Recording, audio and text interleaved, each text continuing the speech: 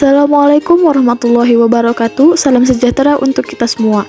Perkenalkan, nama saya Alifia Nurholisma dari Universitas Islam Aliyah Kuningan, Prodi Ilmu Gizi semester 2. Pada video kali ini saya akan mereview makalah di mata kuliah Sosiologi Antropologi Kesehatan dengan dosen pengampu Ibu Esi Zulfiani, SPSI MHKes, dengan judul Budaya Makan, Etika Makanan, Kebiasaan, dan Pola Makan Suku Sumbawa.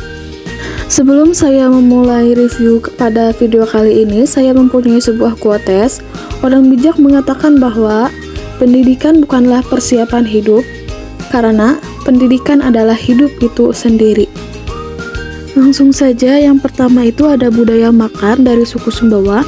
Sumbawa adalah salah satu pulau yang berada di wilayah Provinsi Nusa Tenggara Barat yang kaya akan tradisi dan adat istiadat dan kebudayaannya.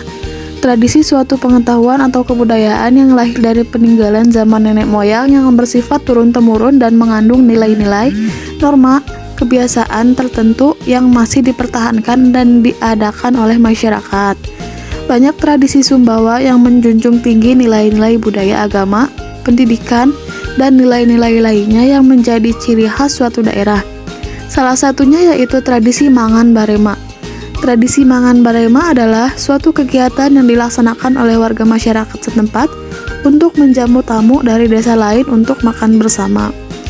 Tradisi mangan barema ini merupakan tradisi yang dilakukan oleh warga masyarakat Tatede, Kecamatan Lombok, Kabupaten Sumbawa, untuk menjamu kehormatan dari warga dari desa lainnya. Maksud diadakan tradisi mangan barema ini yaitu sebagai wujud rasa syukur kepada Allah Subhanahu wa Ta'ala atas panen yang melimpah dan dikaruniakan kepada petani desa Tatede. Tradisi mangan barema ini dilakukan oleh kaum Hawa dengan cara menjunjung makanan atau sajian di atas kepalanya. Cara ini disebut junjung pas haji. Para kaum Hawa beriringan berjalan menuju lapangan sebagai tempat penjamuan sambil mengenakan pakaian bernama Batedung Batuntang. Dengan rasa syukur kepada Allah Subhanahu wa Ta'ala atas panen yang melimpah, warga masyarakat Tatede berinisiatif untuk bersama-sama menyiapkan sajian dalam satu kelompok kaum Hawa, terdiri dari satu bakulan makanan siap saji yang berisi ikan, daging, dan sayur. Jangan lupa pula sajikan dengan buah-buahan dari hasil kebun dan sawah mereka sebagai penutup para tamu. Etika makan masyarakat Sumbawa itu salah satunya apabila ada seorang anak makan bersama dengan orang tua atau yang dituakan, maka anak-anak itu harus mendahulukan orang tua itu untuk mengambil nasi dan lauk pauknya. Selama anak itu makan, ia tidak boleh banyak bergerak, apalagi berdiri untuk mengambil nasi atau lauk pauk tambahan. Mereka juga tidak diperbolehkan berbicara kecuali ditanya. Menjawabnya pun seperlunya, ia harus menghadapi hidangan sebaik-baiknya.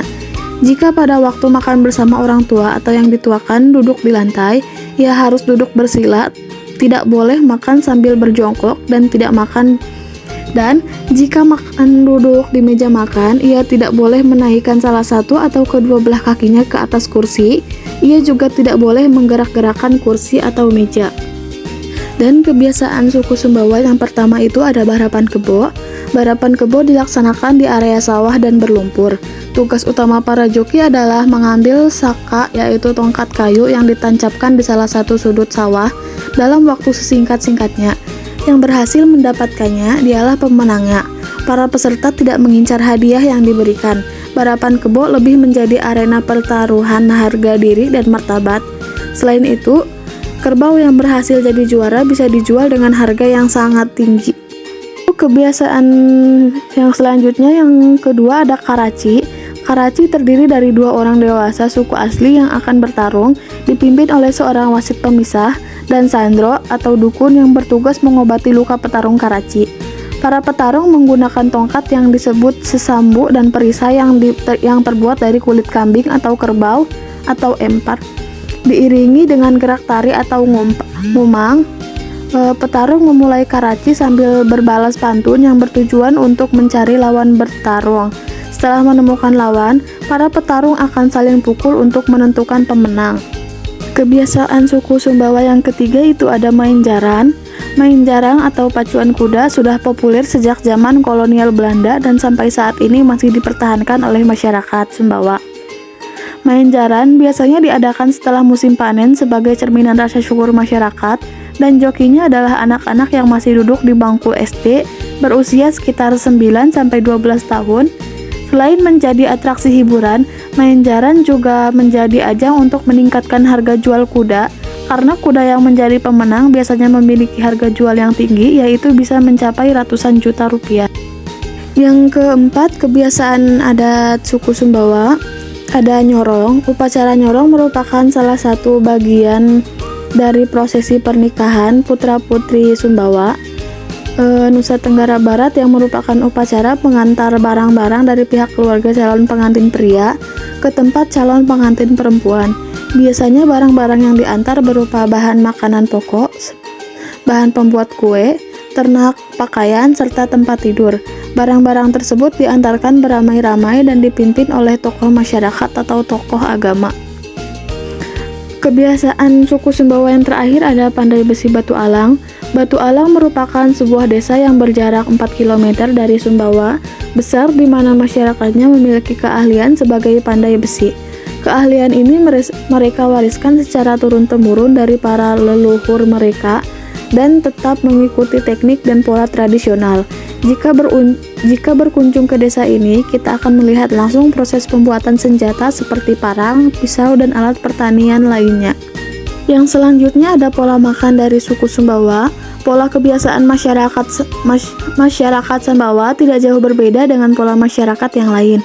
Makanan pokok tetap menggunakan nasi putih untuk lauknya, karena kebanyakan masyarakat suku Sumbawa menyukai masakan khas daerahnya, yaitu sepat dan singan, yang bahan utamanya adalah ikan. Makan ikan merupakan lauk utama mereka, seperti ikan nila, bandeng, sarden, tongkol, dan lain-lain. Mereka tetap mengkonsumsi daging sapi dan ayam, tetapi tidak sesering mengkonsumsi ikan. Sedangkan masyarakat Sumbawa sangat jarang mengkonsumsi tahu dan tempe. Masyarakat suku Sumbawa menyukai makan menggunakan sayur bening seperti sayur kelor, bayam, kacang panjang, jamur air, dan pepaya. Masyarakat suku Sumbawa sangat senang makan apalagi dilengkapi dengan sambal. Sambal ini selain digunakan untuk mencocol lauk, tak jarang juga digunakan untuk mencocol sayur bening. Untuk lauk hewani dihidangkan air laut atau air tawar, terkadang diganti dengan daging-dagingan dan telur. Tetapi masih lebih dominan ikan laut atau ikan air tawar. Suku Sumbawa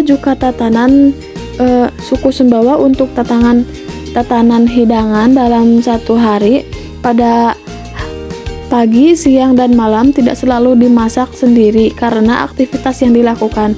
Misalnya pada pagi atau sore hari, masyarakat sering membeli makanan yang sudah jadi. Tetapi walaupun makanan tersebut dibeli dalam keadaan siap dimakan, masyarakat selalu membeli makanan yang lengkap, tidak lupa dengan ikan laut atau ikan air tawar.